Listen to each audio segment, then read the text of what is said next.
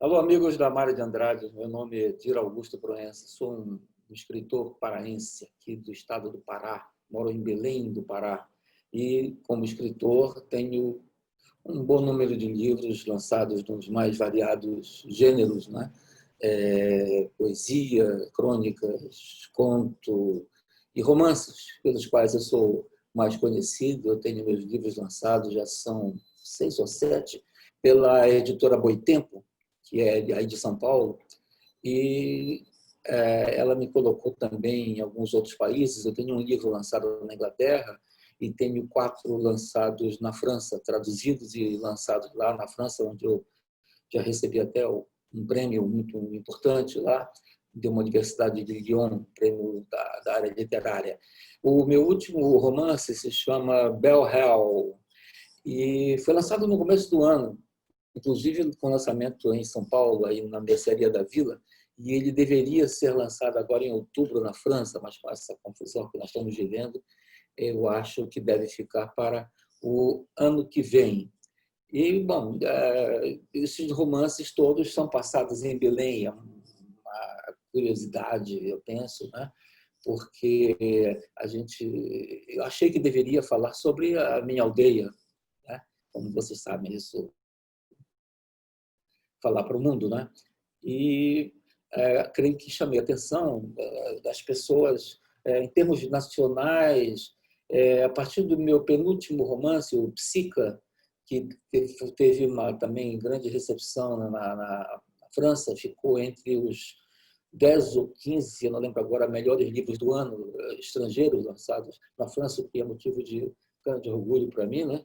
E a partir daí, o pessoal do Sul e Sudeste começou a prestar mais atenção. Vocês sabem, né? Às vezes a gente precisa fazer sucesso em outro lugar para fazer sucesso na sua própria terra, né?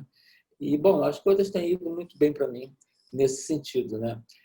Como escritor, eu tenho uma escrita muito forte. Eu trabalho com frases muito curtas e misturo não os meus personagens ao dizerem alguma coisa, não há escrito no livro assim, outra versão, ou escrito agora fala este ou aquele. Eu misturo tudo, misturo tempo de verbo também, e isso faz com que a leitor entre e participe quase que comigo, né? Porque hoje em dia nós vivemos numa sociedade muito imagética, cheia de imagens de todos os tipos, né? É como se eu pedisse ao leitor para também criar as suas imagens, né? Que é o que acontece quando nós lemos um livro, e criar o personagem, o rosto dele, a fala dele, como ele se move, né? Baseado em todas as imagens que nós temos, né? E isso tem chamado bastante a atenção, esse ritmo, esse estilo de escrever, de tal forma que quando eu falo Belém, eu situo nessa cidade, mas os temas, os dramas, isso que acontece, são todos do ser humano, né? Afinal de contas, nós todos temos paixão, cobiça, amor, ciúmes, e riquezas, cobiça, amor, não é? Isso é do gênero humano, né? A maneira de passar essas histórias é que diferencia os escritores. E isso no momento eu comecei a escrever um livro, ainda não tem título, e eu escrevi um capítulo do livro. É dessa maneira que eu trabalho. Geralmente o assunto vem à minha cabeça, me interessa, e eu começo a pensar. Tem um processo na minha cabeça que vai se formando, e aí vou somando personagens, coisas que eu percebo que podem ser interessantes, e isso tem uma coisa que começa a funcionar, e em um determinado momento eu começo a escrever. Claro, cada livro tem seu processo, sua maneira, sua hora de escrever, enfim. E este que estou fazendo agora, que ainda não tem título, eu escrevi um capítulo dele e estou maturando a respeito, e porque tenho certeza que a partir daí, quando eu iniciar a escrita dele, eu não vou mais parar. Eu vou até o final. Quando começo a escrever um livro, eu tenho esses rudimentos todos, essas coisas na cabeça funcionando, mas eu nunca sei nem como vai terminar um livro. Isso me move, entende? É como se eu vivesse aqui, eu vou criando esse mundo todo, essas pessoas, e administro isso, e os personagens vão realizando suas ações, e chegamos a um final que eu também não sei qual será, mas eles vão me dizer, bom, é a maneira que eu tenho de trabalhar. No meu último livro, o Bell Hell, um personagem me deu um drible. Eu estava escrevendo e não imaginava que ele teria faria determinado movimento quase ao final do livro. O personagem fez, eu parei para pensar e voltei para ver se eu havia dado alguma pista lá no começo, qualquer coisa, e realmente havia uma frase que pode ser levada desta maneira, e eu concordei com o personagem, e isso mexeu, inclusive, no final do livro, da maneira que as coisas se resolveram. Eu acho isso bacana, acho uma maneira muito boa de fazer, me interessa, eu gosto, eu sou um leitor vulgar, a minha casa é cheia de livros, a minha mulher diz que eu sou hóspede de uma biblioteca e leio de tudo, tudo me interessa, né? Enfim, e eu vou ler para vocês o que eu escrevi nesse primeiro capítulo, que deve dar origem ao meu próximo livro.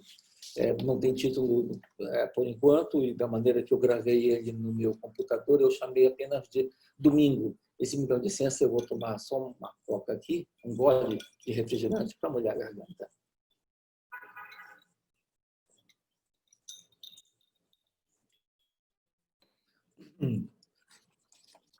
Não gosto de ir à missa. Pior se for de um domingo. Pior ainda se for de manhã, cedo, 7 horas, uma tortura. Mas o Max merecia. Foi um bom amigo. Sua morte chocou muitas pessoas. Covid-19, disseram. Mas ele parecia tão forte e resistente. Zagueirão na pelada. Desses rapazes assim, como ela vem, ela volta. Engraçado, boas piadas. Ficava melhor quando melado de cerveja. Fiz o sacrifício. Igreja do Rosário, ali na Campina, antiga, pequena. Não era missa especial, e sim o padre antes diz o nome daqueles para quem a cerimônia será dedicada. A família lá na frente, alguns colegas do futebol. Quando chego, já havia iniciado. Sento nos últimos bancos, vazios. A Igreja Católica não está em seus melhores dias, eu penso. Sentar nos últimos bancos vem desde a escola. Na frente ficam os estudiosos. Lá atrás é mais divertido e também a visão das meninas é melhor. Tento acompanhar a cerimônia, mas parece ser uma nova versão da missa. Eu não sei mais nada do texto. Alguém chega e senta no banco próximo. É quase uma aparição. Às 7h pouco da manhã, na Igreja do Rosário. Alva, cabelos negros, curtos, em um vestido noturno, saltos e um cheiro de álcool. Não consigo parar de olhar. Há sangue no canto da boca. Ela parece tonta. Me olha pedindo ajuda. Ninguém mais presta atenção. Estão todos se abraçando. Aproveito e chego junto. Precisa de ajuda? Ela desaba em meu peito e murmura algo como: vamos sair daqui. No carro, sugiro tomar um café rápido. Ela precisava, dava para ver. A belicidade já estava aberta. Com um guardanapo, aproveitei para tirar o sangue do canto da boca. Estava surgindo um hematoma ali. Então me diz o que houve. Maldade de homem, ela disse. É difícil fazer um julgamento assim tão prematuramente. Seria uma prostituta de luxo? Mais uma mulher agredida pelo marido, amante, namorado? A noite foi longa. Dava para ver. Posso saber quem te bateu? Não sou puta, garanto. Sou uma investigadora particular. Mas não és daqui. Não. Sou de Ribeirão Preto, mas já circulei por aí tanto que já nem sei. Trabalho em São Paulo e vim fazer um serviço aqui. Ela boceja e seus olhos estão pequenos. Estás hospedado em algum lugar? Não. Bem, isso é mais longo para contar. Bom, se quiseres, se não parecer escrotice minha, moro sozinho e tu podes dormir um pouco para se recuperar. Mais um pouco e tu dormes em pé. Tá bom. Eu moro sozinho, solteiro. Sou considerado um bom partido. Um dos colunistas sociais da cidade me apelidou de Bachelor. Ridículo. Deixa para lá. Sim, na minha idade já houve quem achasse que eu era gay. Não sou. As mulheres que já estiveram comigo não se queixam. Nada disso. Não sou daqueles que se acham tal. Fico na minha. Como inquieto. É, sim, talvez ainda seja apaixonado por uma mulher aí. Coisa de adolescência, primeiro amor. Mas é que eu não tinha bala para competir. E o adversário, o namorado dela, tinha nome de família, campeão de tênis e os caralhos. Havia troca de olhares. Uma vez, em fim de noite, na boate de um clube, dissemos algumas palavras um ao outro e rolou um beijo. Foi só. A família estava indo, ela murmurou um tchau e ocupou meu coração. Chato de admitir, mas me ferrou. Daí em diante, passei a acompanhar sua vida pelos jornais e vê-la nos mesmos lugares em que frequento. Há olhares, ela tem filhos, família tradicional. O cara é um bobalhão que vive até hoje da mesada dos pais. Eu fui à luta, me meti no comércio e hoje sou dono de um lojão de eletrônica. Vivo a minha vida, tenho minhas peguetes, viajo, passeio, jogo futebol, trabalho, mas quando deito e fecho os olhos, lá vem aquela mulher me deixar pensando no que poderia ter sido. Doença? Quem sabe? Mas sabe que talvez eu não queira ficar bem? Gosto de lembrar do seu sorriso, do seu beijo, tantos anos depois. Pois é, Candice é seu nome. Mostro a cama, tento arrumar um pouco, vou até a cozinha buscar um copo d'água, sei lá. Quando volto, ela está deitada, nua, dormindo. E eu fico ali, contemplando aquele monumento. De onde estou, as longas pernas são hipnotizantes em um corpo esguio, com músculos. Sim, ela malha, certamente. E o cabelo é curto, negro, em uma época em que todas usam cabelo longo e louro. Dou-me conta do quanto é bonito e temo. O que será que ela aprontou? Bonita, muito bonita, inteligente, independente. Quem pode ser tão estúpido a ponto de machucar esse rosto? Penso que é muito areia para o meu caminhão. Como já dormi, não tenho sono, resolvo dar uma volta. Tomar um chopp, passar em alguma livraria, comprar os jornais de domingo, enfim, as coisas de um domingo. Quando volto para convidá-la a almoçar, lá pelas 2 da tarde, já partiu. Um bilhete. Obrigado. Tá bom. Era areia demais para o meu caminhão. Segunda-feira, saio do prédio para abrir a loja e sou abordado. São 2 caras fortes. Léo, aquela mulher que estava contigo ontem, está aí na tua casa? Que mulher? Sinto o cano de um revólver. A gente vai lá contigo. Olha aqui, nunca vi mais gorda. Pediu carona, tomamos café, ela veio aqui, dormiu e se mandou. Pode olhar. Por favor, não quebra nada. Tô por fora. Olha, velho, a gente vai fazer a campana. Tu não faz comédia, que não pega nada. A gente já tem tua ficha. Quem são vocês? Cala a boca, porra. Vai trabalhar. Tem gente que vai te seguir. Se ela aparecer, os dois estão fodidos, tá legal? Tá claro? Fica tranquilo. Ela se mandou. Nunca vi mais gorda. Marquei tua cara, hein? Tá doido, tô doido pra te bater, mas fica pra depois. Tu é doido, cara.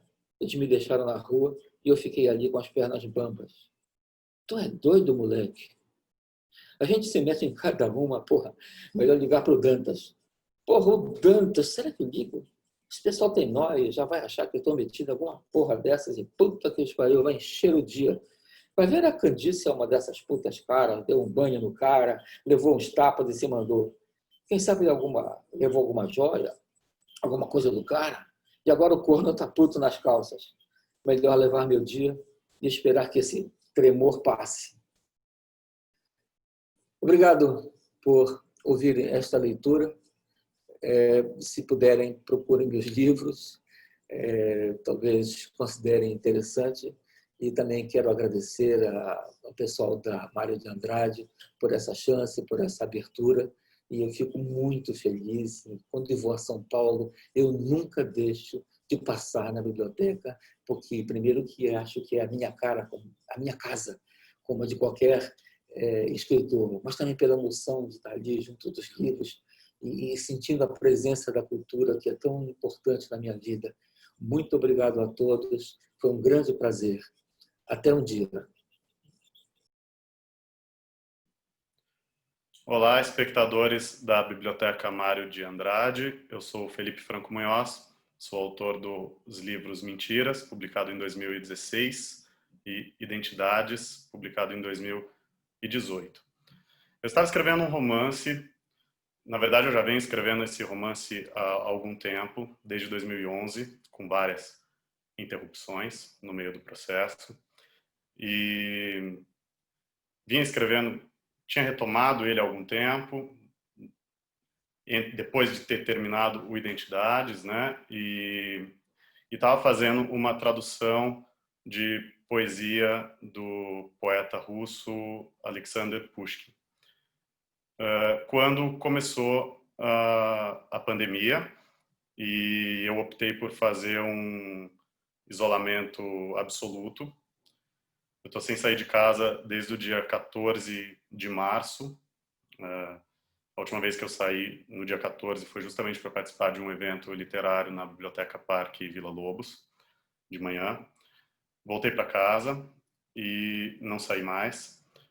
E continuei fazendo a tradução do Pushkin, mas comecei a fazer uma série de textos curtos, muitos deles ligados ao tema ou com o clima desse momento pandêmico, e não estava pensando em juntar esse material em um livro ou algo do tipo, né? Mas com o passar dos meses eu fui percebendo que pode ser que exista um material. Eu ainda não tenho uma certeza absoluta se isso vai virar um livro único ou se eu devo espalhar isso em outras coisas, mas no momento a minha ideia é de que isso vire um livro. O título provisório seria Lanternas ao Nirvana, talvez provisório definitivo. Esse título chegou até mim por uma série de motivos. Uma delas é que tem um dos textos chama Parênteses. É um texto que eu escrevi mais para o começo desse isolamento, em abril e maio, e ele foi publicado no Estadão no dia 13 de junho. É uma cena na qual um dos personagens, os dois personagens não têm nome, eles estariam em uma grande cidade, e quando um prédio é muito próximo do outro, né? E então eles seriam os personagens, eles teriam se conhecido durante a pandemia, os dois estariam em isolamento absoluto, e eles teriam começado a conversar e se relacionar, um relacionamento amoroso, eles teriam começado a namorar através das janelas. E em um dos momentos do parênteses, os dois personagens fazem o mesmo gesto, que é uma vez cada um. Eles pegam uma lanterna e projetam na própria mão, então a sombra é projetada para esse apartamento, para dentro desse apartamento vizinho, né? E essa seria a única forma que eles têm de algum contato, né? Seriam através das sombras projetadas entre os prédios, né? E então eu fiquei com isso na cabeça, e a ideia das lanternas, e acabei desenvolvendo uma outra ideia a partir da lanterna como elemento, aí como metáfora, e penso em usar, que eu vou ler na sequência, em um texto que se chama A Cena Mais Profana, e eu penso em escrever mais uma cena ou um poema. O meu texto tem essa característica de misturar muito poesia com dramaturgia, com prosa. Então essas fronteiras elas ficam um pouco borradas de propósito, né? E eu penso em usar a lanterna como a lanterna para checar os sinais vitais, né? Mas isso eu ainda não fiz, isso ainda só tô maquinando por enquanto. Como eu estava escrevendo, traduzindo o Pushkin ele é um autor que tem uma métrica muito rígida e muito... as sílabas caem dentro do verso, nas mesmas... os versos eles têm as sílabas tônicas nos mesmos lugares, né? Costuma ser nas sílabas pares.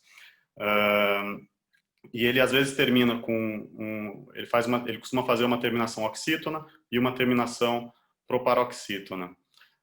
Então ele nem sempre nessa ordem, né? Em um quarteto ele varia 2 oxítonas, 2 paroxítonas, geralmente. E um pouco disso acabou influenciando nas coisas que eu estava escrevendo. Então, boa parte desses textos que eu tenho feito durante esse isolamento, agora eu acabei já a tradução do Pushkin, mas isso teve uma ressonância muito grande num primeiro momento e ainda segue reverberando um pouco, né? Então, algum dos textos tem ou a métrica do Pushkin, a mesma, ou similar, ou de uma forma um pouco subvertida. Por exemplo, num texto que eu vou ler que se chama Campo de Batalha. São versos de 8 sílabas, como Pushkin fez muito, ora terminando em oxítona, ora terminando em proparoxítona. Além disso, além do Pushkin, eu tendo a deixar que os autores que eu estou lendo invadam a minha produção sem muito pudor, né? Então, isso aconteceu no Mentiras, com o Philip Roth, né? Muito claramente, com vários outros autores também que eu fui lendo no processo, no Identidades também, já em relação ao mito fáustico. Agora, não tem um norte exato, né? Mas, por acaso, o Chekhov acabou entrando. Eu vou ler um texto que está relacionado tanto com o livro da Beatriz Bracha, um texto muito curto, de quatro versos, que está relacionado tanto com o livro da Beatriz Bracha, Anatomia do Paraíso, quanto com uma ideia do Chekhov, que eu estava na cabeça também, que o Chekhov diz que se uma arma aparece no começo de uma peça, significa que um pouco mais adiante essa arma deve ser disparada. Ou seja, que o texto deve retomar determinados elementos que foram apresentados, né? E lendo a Anatomia do Paraíso, que eu li durante a pandemia, né, da Beatriz Bracha, eu me lembrei em um determinado momento dessa ideia tchecoviana e absorvi também tanto o romance da Beatriz quanto a ideia do Chekhov para esse texto curto.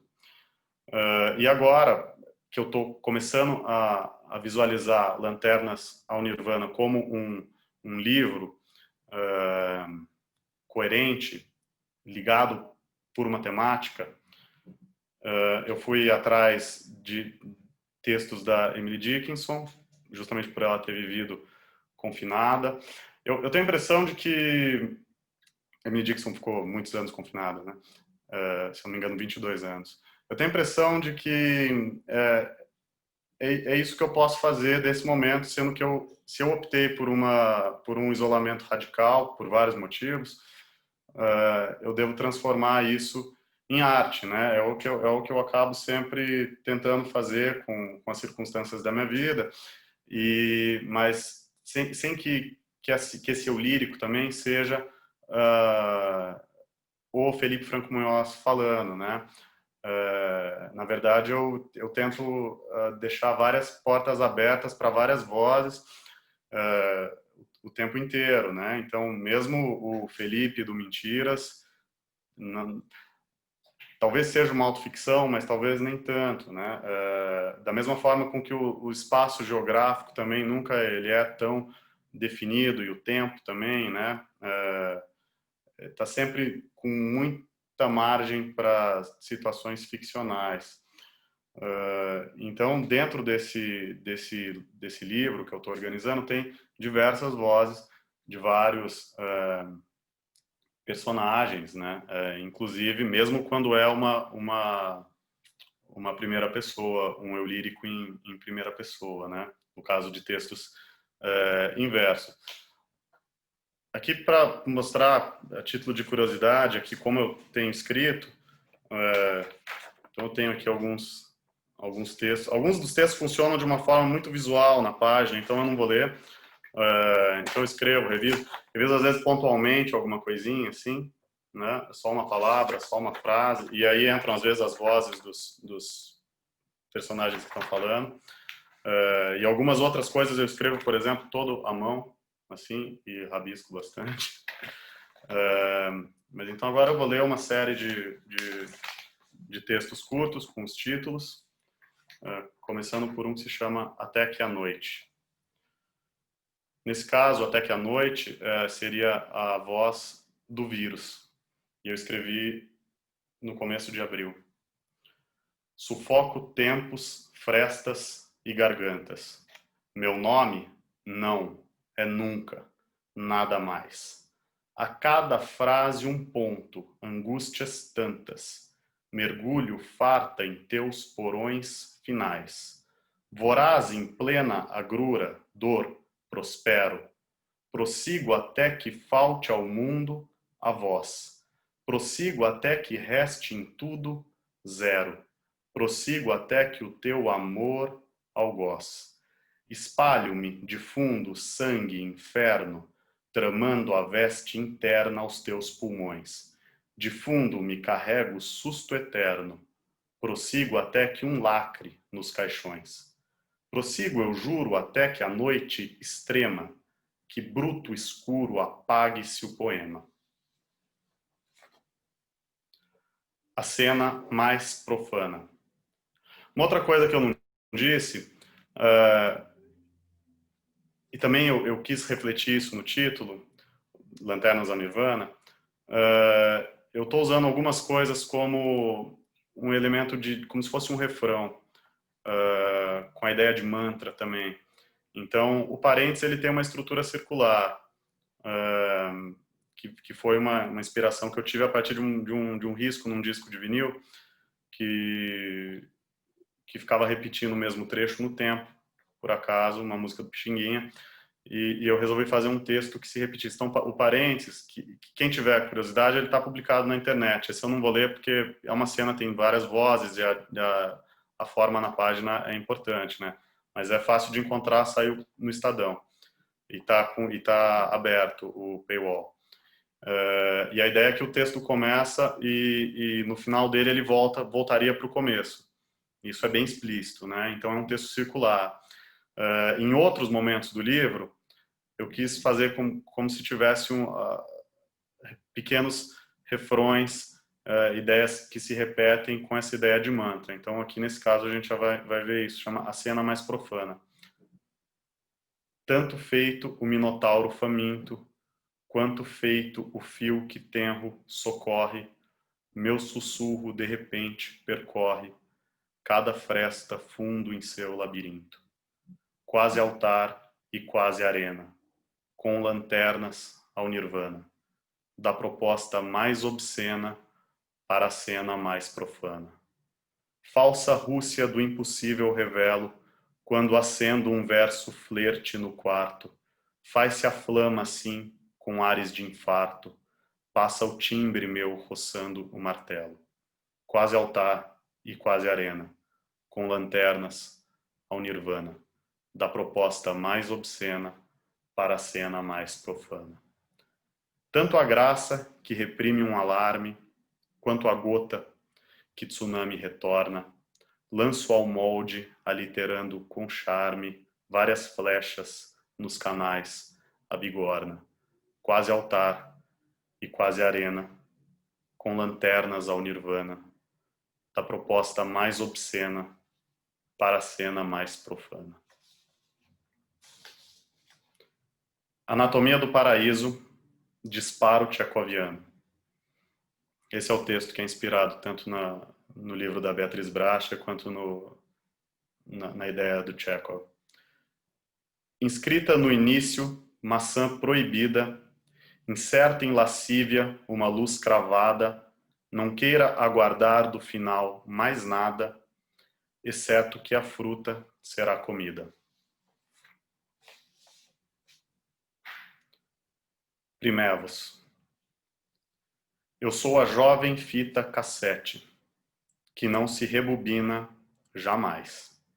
E minha neta guarda nuvens pela internet e minhas costas gritam dores neandertais. Eu tive acesso a puro oxigênio, também a tubos no coração. Deixei bem longe atrás o torvo bug do milênio e vi o choque em cores do segundo avião. Com você, no divã, segurando um tabloide, Freud, corpos titãs, jogos fora da lei, saímos juntos, eternos, juro, na Polaroid, porém a prova indiscreta, já faz tempo, rasguei. Eu sou a jovem nave na lua, durante a Guerra Fria, cruel. E dela, a neta, o mini-drone liga, flutua, e tenta a neta algum download sobre o papel. Campo de batalha. Pungente avança com zunir, defendo e raiva, ataco, falho, revida adverso em ir e vir, no espelho vejo-me grisalho. Por um segundo a vida vem, a mente inteira, mil memórias. Tristezas vêm, paixões também, gigante a lama, algumas glórias. Porém um golpe à vista, zás, desperta o grito sem demora. Seu corpo contra o muro, audaz, o meu rival de pronto escora. Tal cal, jazigo, entregue a mim, cansado já de frio duelo, desfiro um golpe e pronto o fim do inseto egípcio em meu chinelo. Esse campo de batalha é o que tem a métrica pushkiniana e também tem essa ideia de um olhar para pequenas coisas do cotidiano, né? O fato de pequenos elementos que você começa a reparar talvez mais por estar muito tempo confinado no mesmo espaço, né? E para encerrar, eu vou ler que seria o Primevos número 2, uma outra parte com essa voz de alguém mais idoso e que tem a neta, né? Primevos número 2. Com você, no divã, segurando um tabloide, Freud, corpos titãs, jogos fora da lei, saímos, nudes primevos, juro, na Polaroid, porém a prova indiscreta, já faz tempo, rasguei. Eu sou o disco do telefone, carrego a depressão abissal, desejo às vezes que nos varra o vírus, detone, enquanto a neta quer vacina, dói, de Natal. É isso, uma mensagem final. Eu acho que eu estaria mais próximo da neta que deseja a vacina de Natal. Eu espero que a gente saia dessa situação triste em muito breve e que, de alguma forma, o nosso país possa, pelo menos, começar a sair das trevas o quanto antes. Muito obrigado.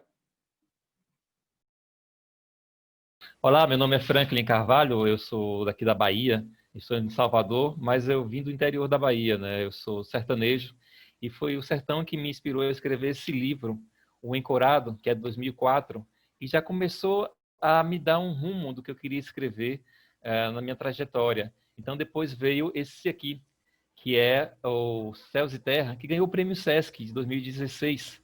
É um livro que eu gosto muito de ler e reler, porque ele foi feito em cima da temática que me apraz, né? Essa coisa do absurdo que a gente ouve nas ruas, das coisas que frequentam as conversas das pessoas, o sobrenatural, que elas nem muitas vezes sabem explicar, né? Mas que tira o sono das crianças, faz as velhas e velhos e donas de casa e homens no trabalho delirarem, né? É uma fantasia que não se despega da realidade brasileira. Está comentada nos intervalos dos trabalhos, está sendo comentada nos ambientes de namoro. Existem sempre essas lendas, o brasileiro gosta muito de falar dos mortos, por mais que a gente ache uma coisa que se deve evitar e que por mais que cause calafrio, mas é um medo gostoso, né? Existe um escritor, um antropólogo, o Oscar Calavia Sainz, que ele tem esse livro que eu recomendo para vocês, que é o Fantasmas Falados.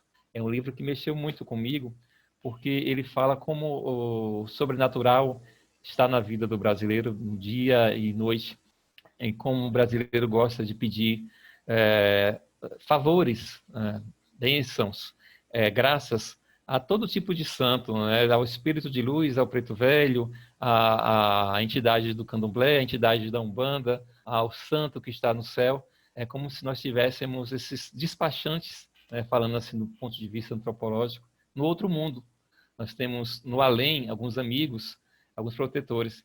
E é essa coisa que está na alma do brasileiro que me interessa capturar, não aquela coisa da religião do ponto de vista científico, porque na ciência a gente divide e na realidade as coisas estão misturadas. A gente voltando para a cena real, a sociedade mesmo, as religiões estão misturadas nas cabeças das pessoas, as histórias que delas derivam transbordam do centro espírita para as ruas, transbordam dos terreiros para as ruas, transbordam das igrejas para as ruas. E nesse momento eu estou muito feliz porque vai sair esse livro meu, que foi premiado na Academia de Letras, na Academia de Letras da Bahia no ano passado, um prêmio nacional da Academia de Letras da Bahia.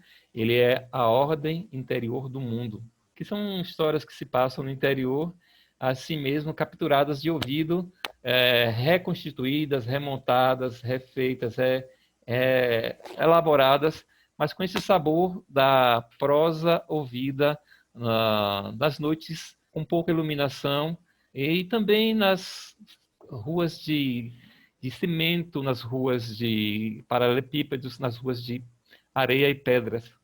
Então, tem muitas das minhas viagens nesse meu A Ordem Interior do Mundo. O lançamento deve ser agora em setembro, e vai estar aí pelos meios virtuais, inclusive o lançamento deve ser virtual, a gente vai anunciar nas redes sociais também. Eu estou trabalhando em casa, apesar desse lançamento, estou trabalhando já em coisas novas. Como vocês podem perceber, a gente escreve, fazendo as anotações. Eu estou na fase de revisão desse livro, com muitas canetadas, para depois passar a uma versão definitiva. O nome do livro é 17 Pregos. 17 Pregos, porque na Martinica se fala que 17 pregos é o número de pregos necessários para se fechar um caixão. Aquela música Babalu, que a Ângela Maria gravou, ela fala, dá-me 17 velas. Babalu é o nome de Obaluaê, que é uma entidade que nessa música se fala do velório que se faz para se conquistar uma pessoa amada. É um velório, uma simulação de velório que se faz num ritual e que se usa 17 velas. Dá-me 17 velas, eu quero pedir que meu negro me queira, né? Então, eu nomeei esse livro 17 Pregos porque ele é uma coletânea que eu quero lançar mais à frente, com histórias também que mexem com essa coisa do sobrenatural, esse gosto que a gente tem. E eu fui capturar histórias de pesquisadores, fui capturar histórias de gente da sociologia, da antropologia, que sai por aí afora investigando o Brasil, revistas especializadas, mas também da minha cidade do interior. Tudo tem como motivação, no final, o start, a coisa que eu ouço lá no interior, nas viagens que eu faço ao sertão. Eu vou começar a ler aqui para vocês uns trechos. Eu pensei em falar um pouco desse livro, mas eu acho melhor ler esses trechos que, a meu ver, são muito ilustrativos, né, do que eu estou trabalhando nessa obra nova. Entre as histórias, é uma coletânea de contos. Entre as histórias, nós temos de uma viúva que ela está tendo sonhos com o marido, que morreu há muito tempo, né, e são sonhos até bons. Essas são das histórias, eu vou falar depois das outras, e vou ler trechos de outras coisas também para vocês. A viúva aqui falando, né, uma velhinha falando. Minha neta é que tinha apego a Manuel, sem sequer conhecer. Menina ainda, com 2 anos, olhava o retrato na parede e dizia, eu falei com vovô Manuel, e todo mundo ficava espantado. A mãe, minha nora, mandava calar. Uma vez eu tirei o retrato da sala, não queria mais. A criança começou a chorar e a apontar para o lugar. Tive que prometer nunca mais mexer no quadro. Puxando bem da memória, já sonhei com o falecido outras vezes, mas coisa mais pequena, só aquela presença passando. Uma noite, ouvi a voz e quando acordei, a cadeira rangia ao pé da cama. Alguém tinha se levantado. Mas anteontem a visão foi mais clara, mensagem assim calma, confortável. Outro dia eu tive um sonho bom. Via a roça do alto, voava. Lá embaixo passava um rio cheio, agitado, refrescando tudo. E os cavalos gordos corriam sobre as espumas e soava alto uma música que meu filho ouve todos os dias no rádio. Não sei cantar, é estrangeira. Quando eu estava naquela maravilha, uma agitação qualquer me despertou. Perdi a delícia. O meu sono é leve. Desperto se faz frio no meio da noite, porque tenho a pele fina e os ossos ariscos. Só esmoreço de vez com muito cansaço, como num dia desses, em que eu estava cozendo a mortalha de comadre Leotina. Eu apurava a vista, ia quase pelas 10 da noite e decaí sobre o pano alinhavado. Acordei com aquele relance. Acorda, Raimundo. Acorda, Raimunda. Capricha que estou necessitada. Era a alma da comadre advertindo. Acordei no susto e estranhei que a costura estava adiantada, como se a agulha tivesse trabalhado sozinha e faltasse só o arremate. Meia hora depois, e findou-se, e eu senti um perfume de mulher adocicado passando pela sala, assim suave. Nem digo de quem era, pois na verdade eu não sei. Apenas me deu satisfação, como a música que eu contei dos cavalos. Vou lembrar o resto dos dias, mesmo que eu não saiba o nome, porque a gente não precisa saber para gostar.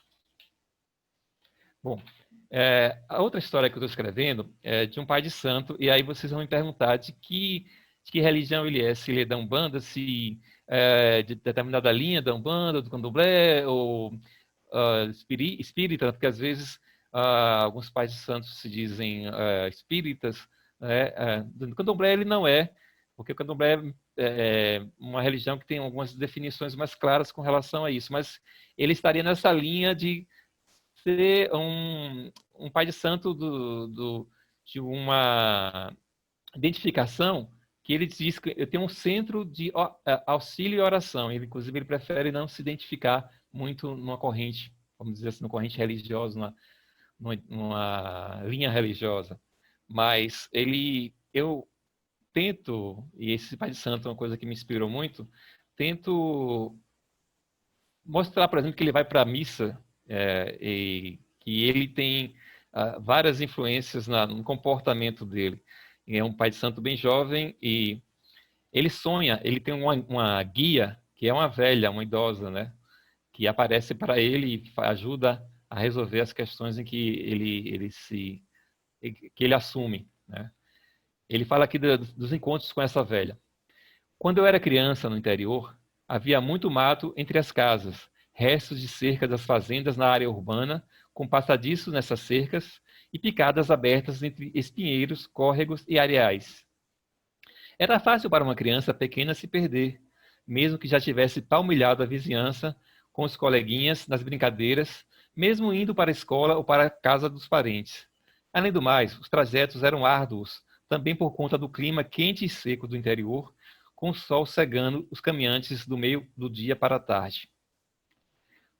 Pois foi justamente numa hora dessas, num dia de feira em que os meus pais estavam muito ocupados, que eu me perdi e acabei indo parar sozinho num casebre pequeno, de 2 cômodos apenas, caiado, de telhado baixo. Eu já conhecia a casa de 2 visitas que ali fizera com outros meninos mais velhos, andando à caça de passarinhos. A porta ficava sempre encostada, sem aparecer dono para limpar o sofá velho, uma mesa e uns bancos rústicos, única mobília que lá restava, salpicados de poeira e de gravetos trazidos pelo vento. Para mim, era melhor ficar dentro da casa do que continuar arfando, cansado na porta, no calor, embora me amedrontassem a penumbra e o bochicho de animais miúdos em suas tocas nas paredes. Quando dei por mim, já estava sentado no sofá, prestando atenção a qualquer pequeno ruído. Até mesmo o suor escorrendo dos cabelos para a nuca era sentido. Até mesmo o pó que causava alguma coceira nas dobras do meu pescoço. Eu só não ligava para aquelas pessoas que estavam ali, surgidas do nada. Um homem que passou da sala para o quarto como se fosse buscar algo, ele vestido de roupas brancas e poídas, e uma mulher também trajada de branco, numa camisola velha e que ficou aguardando na porta sem fazer sombra do sol. Havia também um menino menor do que eu, seminu, que chegou bem perto, quase colando o nariz na minha camisa. De fato, não lhes aproveitei a conversa, como se fosse o meu certo manter-me comportado e em silêncio, e logo eles sumiram sem mais. Não partiram, eles sumiram, como se os meus olhos se consertassem de um cisco. Eu olhava para fora da casa, pela porta, tentando descobrir o destino daqueles estranhos, mas não havia mais nada. Veja só que coisa, também não entendi nada. O que é que eles queriam? Era a velha Ricarda, quando a vi pela primeira vez, sentada no banco do casebre, magra, comprida, os olhos vesgos e miúdos, quase apagados dentro das rugas. Achei-a engraçada e ri também. Meu filho está perdido, meu filho?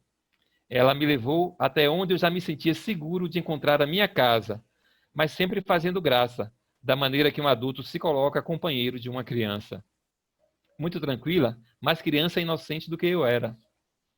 Assim que eu caminhei poucos metros depois da despedida, voltei-me e não a vi mais onde a tinha deixado. Lembro-me que só consegui contar parte daquele acontecimento à minha mãe, que ela começou rindo e depois estava assombrada e me censurou por brincar com algum drama dos nossos vizinhos. No entanto, ela não resistiu e levou a história para meu pai, que me fez perguntas sobre sinais de tiro no homem e na mulher que eu tinha visto. E bem, o resto é isso que todo mundo sabe hoje em dia. Felizmente, a velha continua sendo minha amiga e companheira, porque assim quer o meu pai, de Aruanda, pelo bem manifesto no mundo. Bom, esse pai de santo, esse pai espírita, ele vai falar do segundo encontro que ele teve com essa mulher, né? Ou de outro encontro, aliás, que foi em sonho, né? Que ela apareceu em sonho. A feira era fétida como todas as outras, mas não sentíamos o cheiro porque era manhã ensolarada e haviam lavado o piso do mercado, os estandes e as barracas. Também porque era somente um sonho. Eu vagava entre as frutas e carnes e via a velha Ricarda. Naquela situação, não me lembrava direito se ela tinha morrido ou se andava encarnada no mundo. Antes do travesseiro, tinha lhe oferecido orações. Mas no mercado, no sonho, muitas almas se misturavam. Eu fui tomar café no box apertado e tanto lá quanto na barbearia da feira vi o mal figurado ao meu lado. O mal, homem branco, vestido de branco, de rosto borrado, gravata vermelha, canalha de pesada energia, carregava uma pequena valise cinza. De mim não se separava, mesmo quando não o via. O mal pisava o meu pé até sem aparecer, e confundia e paralisava as vias do mercado e do sonho, as veias do crânio e do coração. E lá vinham as crianças que em todo sonho há. Como eu poderia protegê-las, imóvel, travado, e comigo o tempo também retido? Lá se iam as crianças e o mal as seguia, pronto para esganá-las, mordê-las, sugá-las sempre sem fim. Mas a velha Ricarda surgiu, e seu sorriso era um botão de flor de inocência. Ela atravessou o homem de branco com seu facão e lentamente ele caiu aos seus pés. Aos poucos, desmoronou o pesadelo, o mal foi extinto e pude ver melhor. Eu achei muito interessante esse conto, ele se chama De que Vale Ter Tudo na Vida, que é uma alusão a uma música que se tocava muito no interior. E nesse conto eu comecei a ver que eu não precisava resolver a história num passe de mágica, como muitas vezes acontecem essas histórias que envolvem espíritos ou medo, né? Que, na verdade, o brasileiro ele não resolve esses medos. Ele trabalha esses medos a longo prazo, ele se envolve com religiões e passa a conviver com muito mais tranquilidade que nós que temos um pensamento muito esperando soluções ocidentais, científicas, né, que fomos educados para isso, né, e que eu já começo a abandonar um pouco essa perspectiva. Eu acho que a gente não precisa de um Harry Potter, de um detetive resolvendo, negando a condição sobrenatural das coisas. Se é sobrenatural ou não, os personagens vão conviver com ela. Assim como o narrador é o pai de santo, ele vai trabalhar muito bem essa solução de talvez não resolver talvez dividir esse problema que vai aparecer com essa entidade e conduzir uma vida de quem o procura para resolver o problema, conduzir essa vida, aconselhar, conviver com a situação de uma maneira alternativa, vamos colocar assim. Só para terminar, já encaminhando para o fim, eu queria falar de uma narrativa aqui, que fala dos medos que a gente tem no interior, que eu fui meio que catalogando, mas são histórias, pequenas histórias que se juntam numa narrativa maior. As sombras no caminho. O caminhante que passa pelas estradas, seguindo os rumos do sertão, tem hoje a velocidade das motocicletas e carrega a cidade no telefone de bolso. No entanto, já houve tempos de imenso pavor quando nossos avós andavam a pé e as estradas davam susto em quem passava só. Meu compadre Lula, velho magro e desdentado, jura ter visto o diabo num galho de árvore, e era meio-dia apenas. O que ele lhe disse, Lula? Eu perguntei. Nada. Piou, virou pássaro, voou. E sempre havia as almas nas trilhas das fontes, dos lagos, das águas, algumas delas já conhecidas das mulheres. Bastava uma dona se desgarrar e esquecer as orações e elas vinham atalhá-la. Nos caminhos das inúmeras capelas, era também comum o cristão ser apelado. Parecia ser o que as almas sentiam, pelo que se dizia, que ele se dedicasse em prece. Dia desses, era de tarde, eu vinha da barragem e me lembrei dessas histórias. Eu senti uma friagem, um medo de ser roubado ou de bicho aparecer, e amarelei como um papel velho. Sim, eu vinha só e sem reza, e o sol sumia nublado. Porém, devoto do mendigo Lázaro, confiei. Surgiu um cachorro enorme, que não sei de onde veio, e calado e manso me seguiu até a cidade, e sumiu no mesmo mistério. Meia légua durou aquilo, eu crendo que o cão queria um osso, mas ele foi a minha guarda que o santo mandou. E houve sustos piores. Uma moça que conheci, Vera, hoje falecida, contava que em hora escura, passando por casa antiga, viu a porta de 2 folhas fechada e uma cabeça aparecendo onde as folhas se juntavam. Ela, muito corajosa, enfrentou a assombração, que em vida era dela aparentado. Esconjuro, Adroaldo, deixe de pataquada. E a alma riu, os dentes cheios de terra. Já o avô de Ubirajara, que mora no João Vieira, certa vez teve visagem de gelar. Seguia ele madrugada pela estrada estreita que levava a uma urgência, quando assomou à distância um homem todo de preto, de pé, abraçado a um caixão.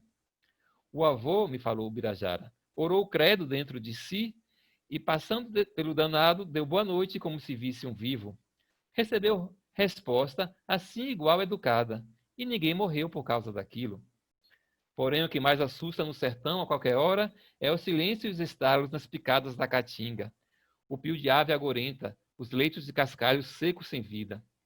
Não tanto as cruzes na estrada, nem os cemitérios de um só muro, nem os casebres em ruínas, nem as canecas e as panelas amassadas ou as peças de roupas esquecidas por famílias que partiram. Embora isso também. Outras vezes, se foram assombrações, nem saberemos de fato. Aquela baraúna, árvore imensa, que nunca foi derrubada, mesmo com a estrada construída à volta dela, aquela em frente à fazenda Guarani, é a noite assustadora. Tudo por quê? Sempre foi passagem de funerais, de saimentos, de irmãos que carregavam outros em redes para sepultamentos e ali paravam para repousar. Naquele instante, enrolados, os defuntos se alongavam também na grama. Por esse tanto a baraúna ficou falada, como toda árvore já é dita sombra de miasmas, mas aquela ainda mais. Ali perto, uma vez o velho Niso João Ferreira, seu compadre, passava a noite e cruzaram com mulher toda de branco. Parecia ela viva e levava um bebê embalado. Mais à frente, os camaradas comentaram: "Você viu, compadre?" "Vi, acho que o marido vem aí de frente." Até hoje não apareceu marido, e se sabe que mulher não saía só àquela hora. Mulher era não. Por último, o Oliveira, irmão de Niso, vive outra presepada, pois da Baraúna até a cidade lhe acompanhou o som de um pandeiro, tum-tum-tum. Digam-me se não foi merecido. Sabe quando ele andou desprevenido? Noite alta, sexta-feira da paixão. Por que não dorme a gente da nossa terra? porque nunca se aquieta.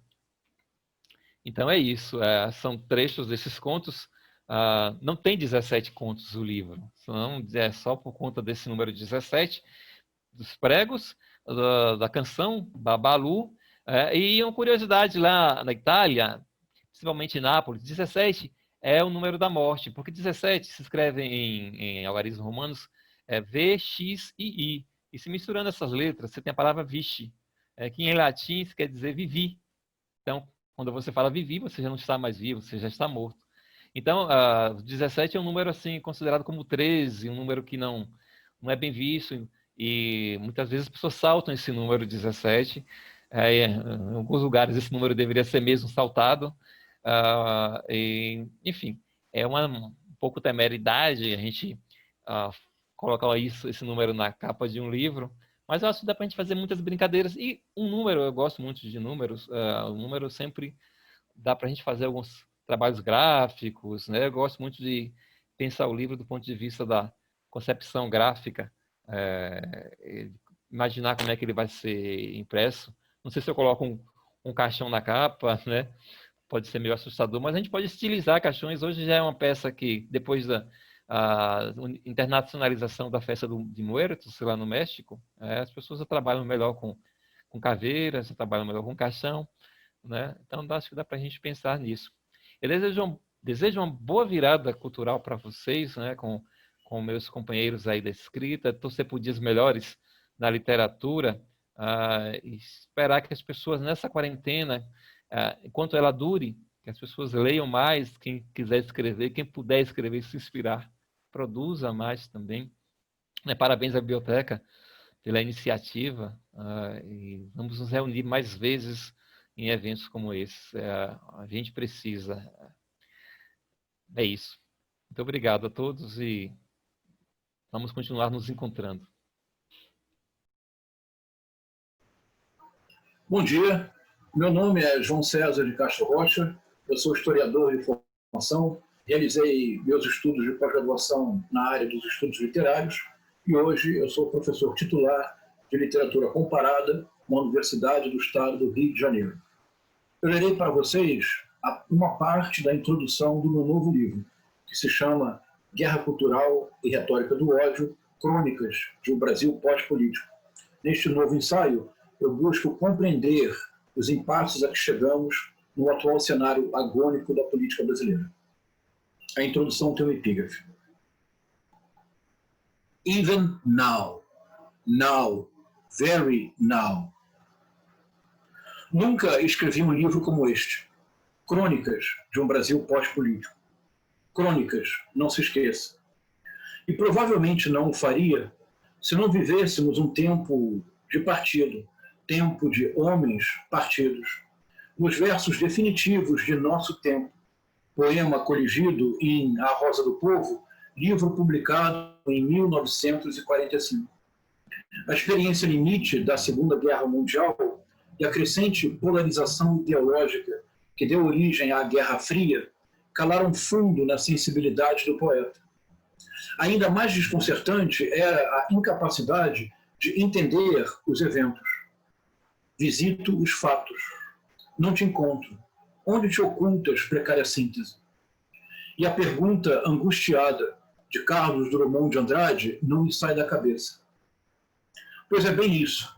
Busco a precária síntese, que Drummond pode não ter encontrado, mas soube converter em poesia. No meu caso, me contento em atender à urgência do instante, respondendo ao apelo do Iago shakespeariano, agora, sobretudo, já. Tradução selvagem para tempos vertiginosos. Não exagero, pois a sociedade brasileira encontra-se em transe.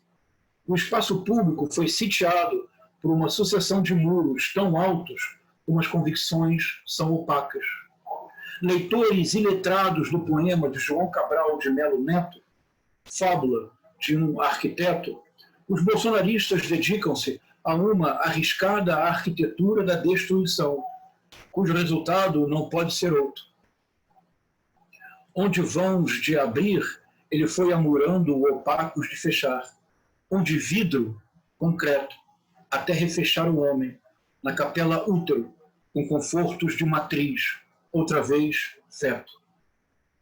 De fato, a infantilização define o comportamento voluntarista das massas digitais, conceito novo que proponho para sua apreciação.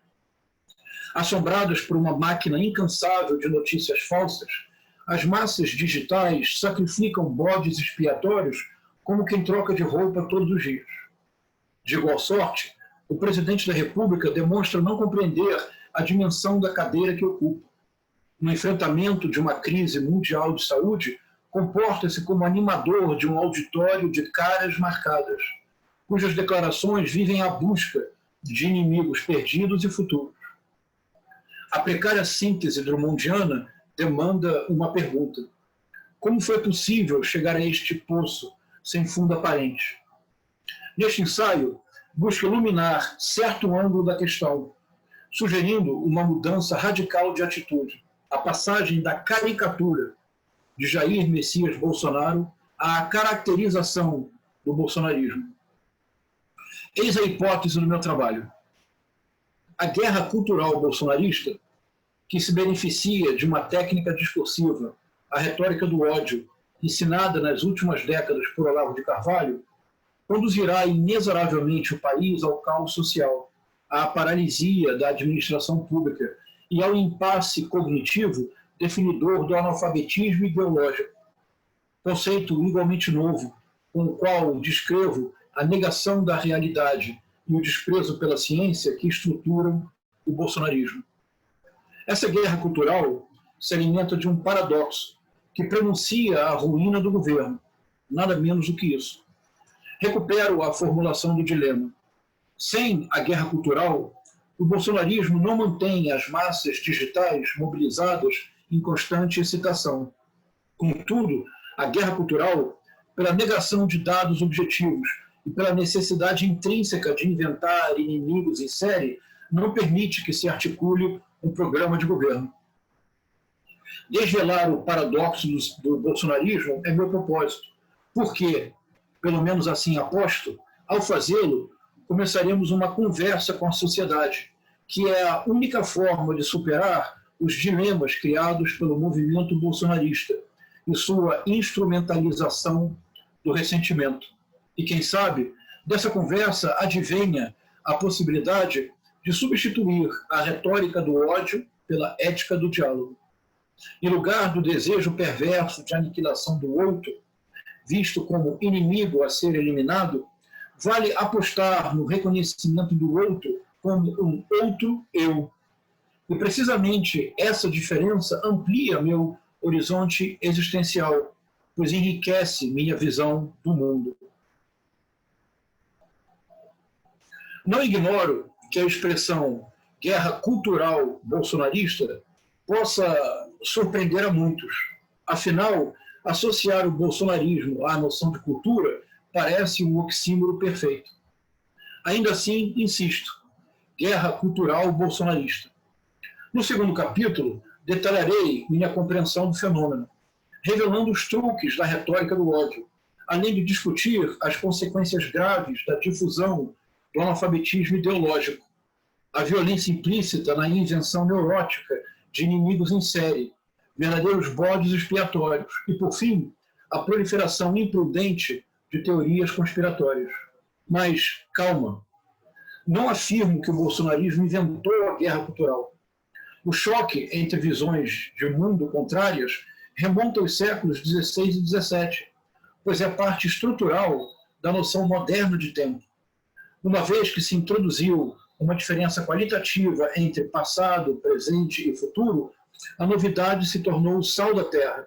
Em consequência, o choque de valores passou a ocupar o centro da cena da cultura. Naturalmente, o sentido americano de culture wars não é o único possível, embora seja dominante, e tenha desempenhado um papel decisivo na articulação do bolsonarismo. Defendo, por isso mesmo, que no tocante à memória da ditadura militar, experimentamos uma circunstância muito específica, intimamente relacionada ao movimento revisionista da direita e mesmo da extrema-direita. Levarei adiante essa carta resgatando os princípios da doutrina de segurança nacional, aperfeiçoada na Escola Superior de Guerra e influenciada pela atmosfera polarizada da Guerra Fria. O corolário de ferro da doutrina de segurança nacional deve ser enfatizado: a eliminação do inimigo interno e a limpeza correspondente do corpo social. O revanchismo, marca d'água da mentalidade bolsonarista, se inicia no projeto secreto do Exército Brasileiro, na década de 1980. O Orville, duplo mimético do icônico Brasil Nunca Mais, livro-denúncia das arbitrariedades e violências da ditadura, lançado em 1985. Mostrarei que a narrativa conspiratória que os autores anônimos de Orville propõem da história republicana moldou a mentalidade do homem da caserna, que chegou ao posto máximo da nação e segue presidindo seu olhar sobre as palavras e as coisas. A leitura que proponho desse documento, praticamente esquecido, revelará o surrealista, porém poderoso relato de uma permanente ameaça comunista, que ainda hoje alimenta fantasias autoritárias. No plano da cultura audiovisual, a produtora Brasil Paralelo, cuja denominação evoca um involuntário autorretrato, assumiu a tarefa de popularizar a versão do Orville, numa série de documentários muito engraçados. Não tinham fatos, não tinham nada. Documentários eivados de grosseiros erros factuais, como demonstrarei na análise do filme 1964, O Brasil entre Armas e Livros, dirigido por Felipe Valerim e Lucas Ferrugem. E, no entanto, seus criativos documentários já alcançaram mais de 30 milhões de espectadores e são fundamentais na difusão do sistema de crenças Olavo de Carvalho. Identificarei, portanto, esse sistema de crenças, isto é, o resultado surpreendente da pregação do autor de O Futuro do Pensamento Brasileiro, materializada num conjunto de ideias, a pregação, e sobretudo de clichês, cuja força não somente exercitou a musculatura da nova direita a partir da década de 1990, como também deu régua e compasso ao movimento bolsonarista. Procuro demonstrá-lo por meio do exame de documentários, pois, como sugeri, a produtora Brasil Paralelo assumiu a tarefa de difundir a doutrina olavista. E, acredite se quiser, identifiquei em minhas pesquisas um subgênero musical, Olavo tem razão. Esta frase amuleto, que desde 2015 tomou de assalto os espaços públicos do país. Ora, de marchinha de carnaval a puro heavy metal, e isso sem esquecer de um híbrido rap gospel, o receituário de Olavo de Carvalho inspirou uma série de canções, cujas letras sintetizam suas obsessões. Uma pergunta se impõe: um incendiário ativista político tem razão em relação a quê? Mostrarei que se trata de um sistema de crenças. No fundo, basta descrevê-los com precisão para expor seu perigoso fundo delirante e suas sombrias consequências autoritárias. Arriscarei, por fim, mais um conceito, para caracterizar o cenário contemporâneo, o conceito já referido de massas digitais. Se não dispomos de um consenso sobre o sentido das manifestações de junho de 2013, identificarei, pelo menos, uma consequência que literalmente mudou o cenário político brasileiro. O ativismo, que nega o sistema político como um todo, embora situe a política como autêntica obsessão do caos nosso do dia a dia. Duas formas de ativismo, judicial e digital, foram fundamentais para o êxito do bolsonarismo. Analisarei também o principal motivo do insucesso do governo Bolsonaro, vale dizer, a distopia de uma polis pós-política, cujas mediações institucionais seriam violentamente suprimidas em favor de uma democracia direta, lastreada na volatilidade agressiva das redes sociais. Essa mal disfarçada pretensão autoritária leva o presidente a uma tensão estéril com os dois outros poderes da República e com as instituições da sociedade civil, destacando-se sua relação conturbada com a imprensa.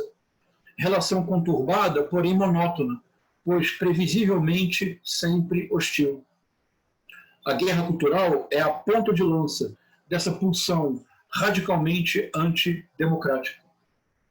Democracia direta bolsonarista, o caos sem contraste, o inferno tornado evento cotidiano no paraíso do populismo e da demagogia de políticos pastores, que não se envergonham de mostrar seus dentes de ouro, sem nunca terem lido Nelson Rodrigues. O ensaio, porém, não termina nessa nota melancólica, pois esboçarei uma alternativa para a forma da democracia na época da sua reprodutibilidade digital por meio do resgate de uma diferenciação que permitiu à ágora ateniense conceder à palavra disposição deliberativa, a distância entre fato e rumor. Tal resgate favorece a ética do diálogo, possibilidade tão urgente quanto o even now, now, very now, shakespeariano. O tecido social brasileiro não suportará novos esgarçamentos. Chegou a hora de recordar a riqueza dos mosaicos, mas não digo, espero por você no final do livro. Sim? Esta é parte da introdução do livro que está saindo agora, no final de setembro, início de outubro, Guerra Cultural e Retórica do Ódio, Crônicas de um Brasil Pós-Político. Eu quero agradecer muito à equipe da Biblioteca Municipal Mário de Andrade pela oportunidade de apresentar ao público leitor o esboço do livro que está para sair. Muito obrigado. Bom dia, boa tarde ou boa noite a todos que estão aqui ouvindo. Eu sou Maria Valéria Rezende. Na verdade, enquanto profissão, a minha vida inteira eu fui educadora popular e até hoje eu me considero assim, embora estejamos educados em casa. E como educadora popular eu passei a vida fazendo perguntas, passei a minha vida no meio do povo muito pobre, no campo, na periferia das cidades, e o meu trabalho era fazer perguntas para que as pessoas contassem sua história, e contando sua história pudessem refletir sobre elas, basicamente.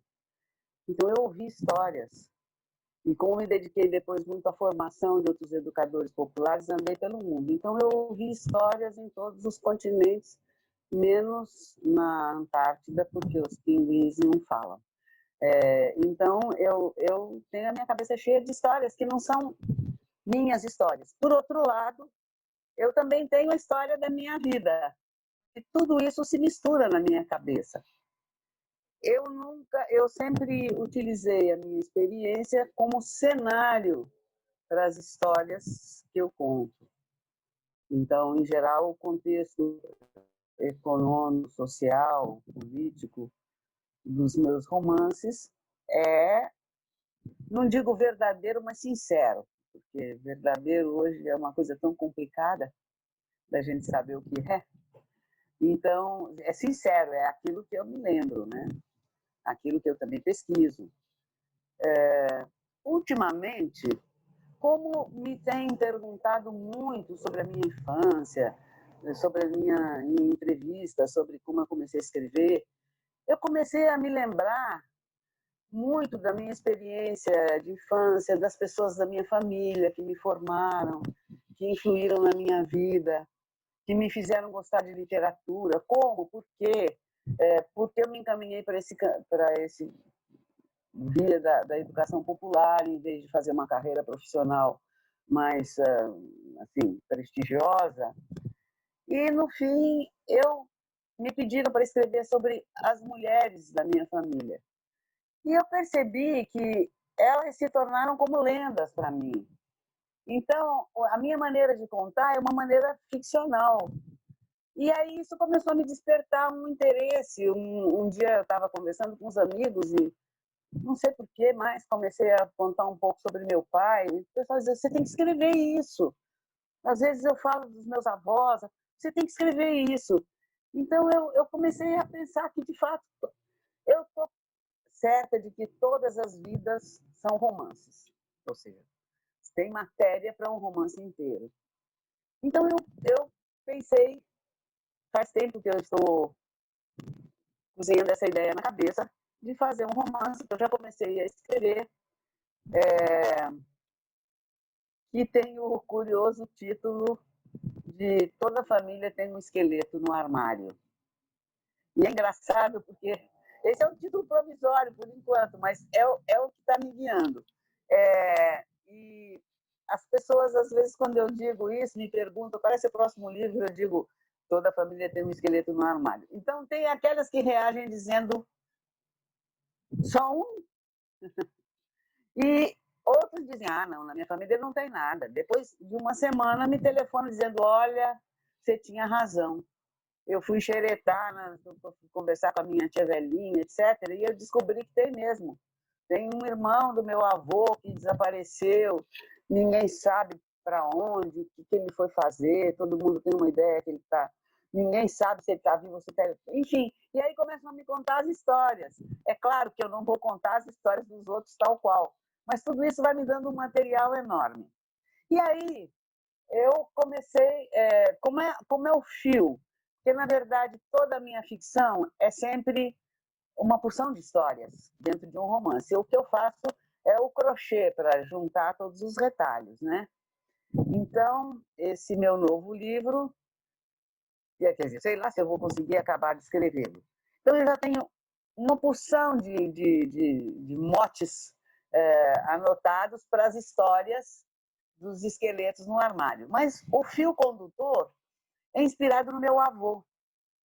O meu avô, Eupídio Lemos de Vasconcelos, que foi um dos primeiros, talvez o primeiro fotógrafo que andava com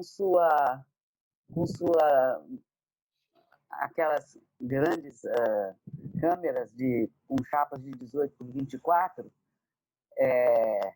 com um camarada dele e um estúdio desmontável e uma tropa de 8 mulas que ele andava pelo interior. Ele andou durante alguns anos pelo interior de São Paulo e pelo norte de São Paulo, ali a Zona do Café, e pelo interior inteiro de Minas Gerais. Ele era mineiro, do sul de Minas, mas depois foi viver em Belo Horizonte. E ele tirando fotografias das famílias, dos fazendeiros, de quem queria, porque não havia quase. E ele se tornou realmente um grande fotógrafo. Ele dizia, um retratista. Ele dizia, eu não sou fotógrafo, eu sou retratista. E era uma coisa muito linda, porque ele depois, como ele tinha feito belas artes e tudo isso, ele coloria discretamente aquilo com pastel, assim, e esfuminho. E eu, então, me inspirei no meu avô, e o fio da história é o seguinte, é o fotógrafo, que está velhinho, o retratista, que está velhinho, e ele tem um imenso arquivo, e alguém, a família, ele quer preparar para entregar para o arquivo público, porque ele acha que não é justo, foi de fotografias de pessoas, de personagens históricos, e então ele quer entregar para o arquivo público, mas precisa organizar tudo aquilo, tem que fazer uma ficha, quem é, o que não é, quando foi feita a foto, etc. Então ele começa, e a família destaca o neto que está fazendo 20 anos, que vai estar na véspera dos 20 anos, para ir ajudá-lo. Então, é isso o romance. E aí eu vou encaixando todas as histórias que vêm me vindo à cabeça, e eu estou meio maníaca. Tudo que é história esquisita, eu estou anotando. Então, eu ando cheia de 1000 cadernetas, onde vai acontecer, com as quais vai acontecer provavelmente o que aconteceu com as cadernetas de outros romances que eu escrevi. que é eu vou tomando notas, e depois eu não acho todas as notas. E anos depois de ter publicado o romance, eu encontro um trecho inteiro que devia ter entrado ali. É por isso que eu digo, se sair uma nova edição, eu sou capaz de refazer para enxertar os meus retalhos que ficaram de fora da colcha. Então, esse aqui é decididamente uma colcha de retalhos. Então, é isso. Eu agora estou com 78 anos, praticamente. Então, eu já não posso mais fazer o que eu fazia antes, que era andar pelos canaviais, pelas serras, pelas passes, pelas roças, ou pelas periferias da cidade. Eu já não enxergo quase, então não tem mais essa autonomia que eu tinha antes. Então, essa história de ouvir histórias e recontar histórias, eu estou fazendo um pouco por escrito, né? Fazendo assim, agora não é nem mais só por escrito, é por vídeo, nessa nova era que estamos vivendo, de afastamento físico e uma necessidade muito maior de aproximação, de interlocução. Então, esses meios eletrônicos estão invadindo a nossa vida em todos os minutos. Então, eu acho que é isso. Então, eu vou ler para vocês as primeiras páginas, porque é aquilo onde o texto já está mais acabado, e que é do meu livro, que por enquanto, não sei se depois algum editor vai implicar com nem se eu vou chegar a acabar o livro, e nem se algum editor vai querer publicar um livro com este nome macabro, esse título macabro, mas eu acho divertido, eu acho interessante. Bom, mas tudo pode mudar, nem sei se vou terminar o livro. Então, aqui vão as primeiras páginas, que são as que já estão bem acabadas, do meu, talvez, novo livro, Toda Família Tem um Esqueleto no Armário. Aos 20 anos, lembrava-se tão bem dos seus próprios 20 anos, vividos em torno da Baía da Guanabara. Pouco importava o passado, tão curto ainda, muito menos o futuro, longo a perder de vista. Aos 20 anos, a alegria de viver era imediata, inteira a cada dia. Pelo menos para os que, como ele, estavam mais interessados no mundo além de si. Não pretendiam ser poetas e, por isso, não precisavam sofrer todas as dores da alma, nem ser profundamente tristes. Ele, que amava declamar poesia, acreditava que já havia nos livros versos suficientes para encher qualquer vida de sonoridade e sentimento. O avô teve pena quando soube que o neto caçula, às vésperas dos 20 anos, tinha sido escalado pela família para ajudá-lo na organização de seus tesouros a encaminhar ao arquivo público. Não fazia sentido continuar a guardar tudo aquilo. Lembrava a fala de seu próprio avô, o pai outro. Mortalha não tem bolso, caixão não tem gaveta. O garoto, queria crer, parecia-se mais com ele próprio, artista de mãos à obra, do que com qualquer poeta calado e melancólico que conhecesse. Viria ainda esperando, como quando criança, os casos que o avô tinha armazenado ao longo da vida e contava com talento de ator e ficcionista? Não custava tentar. Quanto mais lhe falhava a memória, mais fácil se tornava inventar, a partir de migalhas de lembranças, tornando mais engraçadas ou dramáticas as histórias. Ainda bem que contava com a companhia e a ajuda de Zé da Serra, velho amigo, marceneiro artista como já quase não há mais. tocado para fora de casa pelos enteados e acolhido no casarão. Na semana anterior, os dois espalharam pelas várias salas as grossas pastas que enchiam várias gavetas de arquivos de aço. Ali estavam milhares de negativos em tamanho 18 por 24 de sua longa carreira de fotógrafo, ou melhor, retratista, como preferia definir-se. Cada um dos retratos estava acompanhado da respectiva prova de artista. A cópia sépia em papel, discretamente colorida a pastel com hábeis toques de esfuminho, cuidadosamente protegida por papel impermeável. O casarão, ainda com aspecto de antiquário e galeria de arte, tinha espaço para tudo aquilo e muito mais. A partida da mulher, amada por 60 e tantos anos como tinha sido desde o início do namoro, feito então só de olhares de longe, tinha deixado um vazio maior do que tudo o que ele pudesse espalhar no antigo estúdio e pelas muitas salas e quartos. Agora sim, percebia que estava velho, muito velho, que sua casa era enorme e sentia-se perdido, apesar da companhia constante de Zé da Serra e da velha Bina. Esta já não mais apenas aprendiz, mas fiel à sua antiga mestra nos segredos da culinária, e a vigiar para que se mantivesse tudo aquilo razoavelmente limpo. 3 velhos numa velha casa, agora a esperar um sopro de juventude. Entre uma pasta e outra, uma espiada num retrato ou outro, pedaços de recordação, como peças soltas de vários quebra-cabeças, buscavam seus complementos, encaixavam-se com seus antigos vizinhos ou com estranhos, de modo aleatório.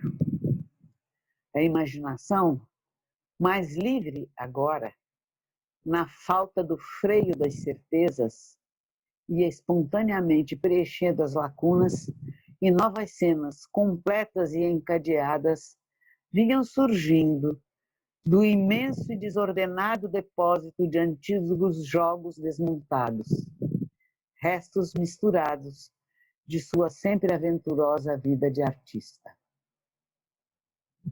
Quando o neto afinal chegou, o moinho de histórias do avô estava bem abastecido de grãos e pronto para pôr-se em movimento ao vento da expectativa do garoto. Se de fato houvesse vento. O avô espantou-se ao ver chegar, não o táxi que esperava, mas um fuscão vermelho a roncar como uma tropa de bois assustados, denunciando o cano de escape enferrujado e furado. O quase menino de há 2 anos atrás, agora era um homem independente e ousado, capaz de vir sozinho com aquela máquina precária por centenas de quilômetros e curvas.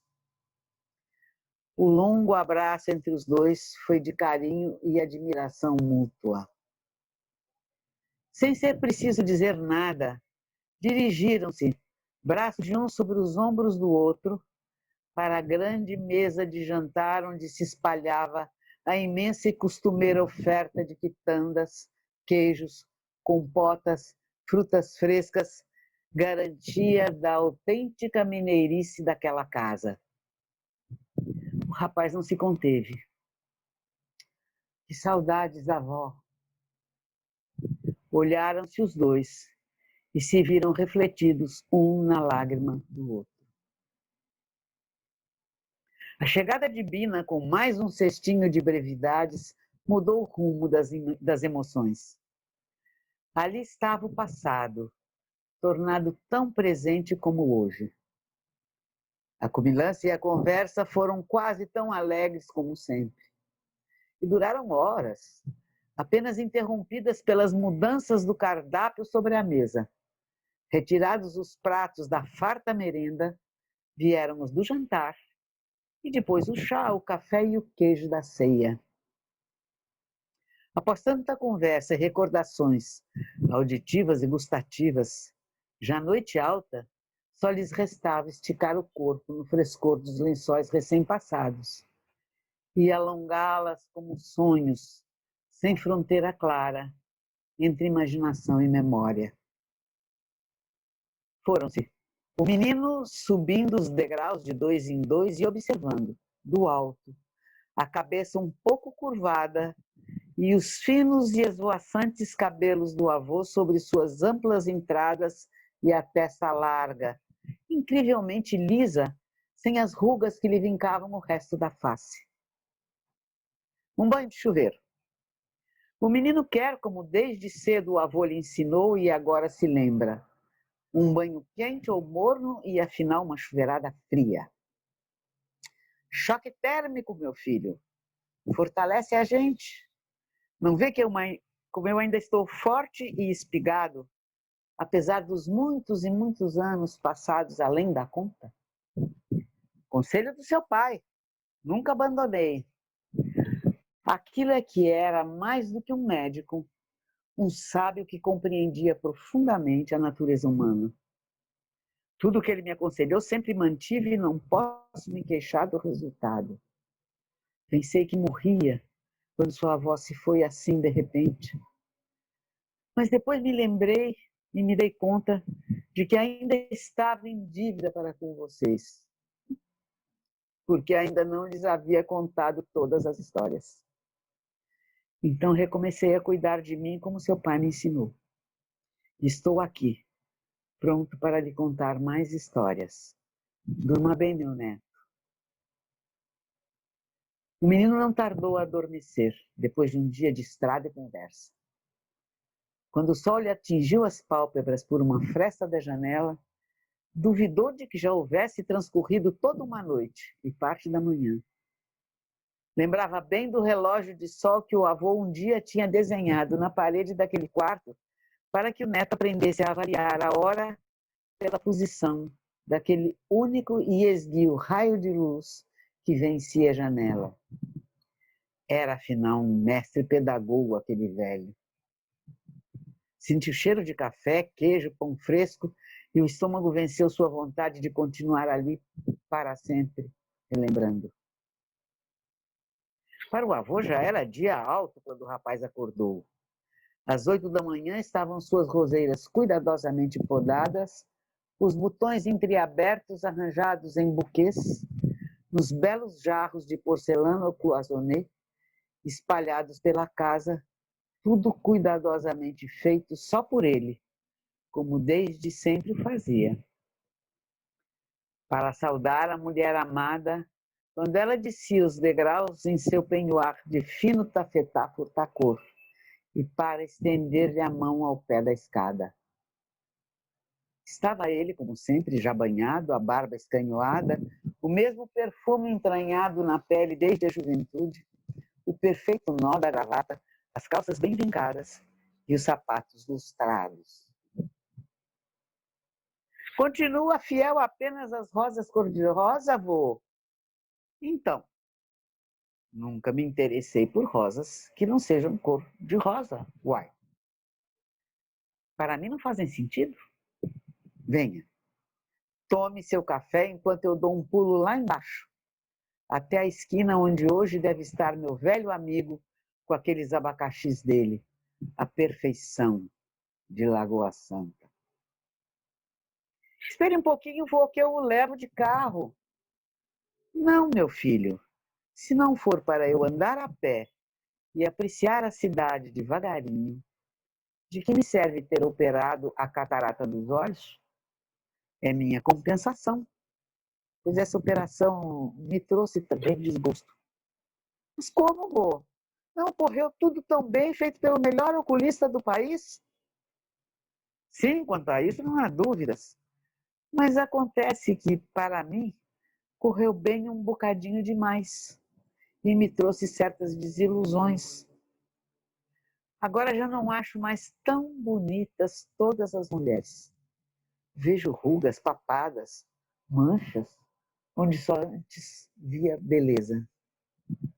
O menino ainda ri quando ouve o claque do portão batendo e despeja o café na xícara.